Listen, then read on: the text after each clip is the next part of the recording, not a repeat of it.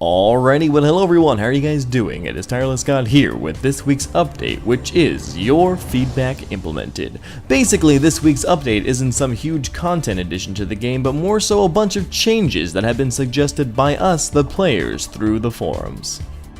One of the bigger updates this week was the enhancements to the tool belt. Now players can add items up to Dragon onto their tool belt for pickaxes and hatchets. When a player tries adding it to the tool belt, they will be prompted if they want to add it there, because once they are on there, they cannot be taken off. A big thanks to Fly Fury for selling me his D-hatchet, since the prices right now are kinda crazy.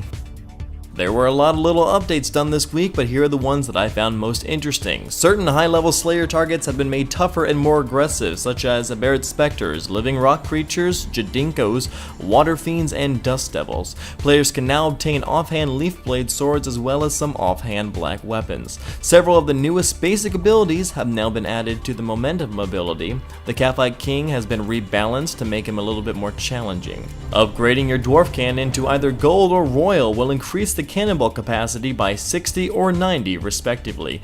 Grout Worms, both ordinary and mature, are now tougher and more effective at dealing damage. If you disconnect, die, and leave behind a gravestone, upon your next login, you will be given the option to log into the world that your gravestone is in. You can now talk to the clerk in the Varrock Museum to find out what else you need to do for kudos. The Make X interface for player-owned ports armor now is defaulted to 1.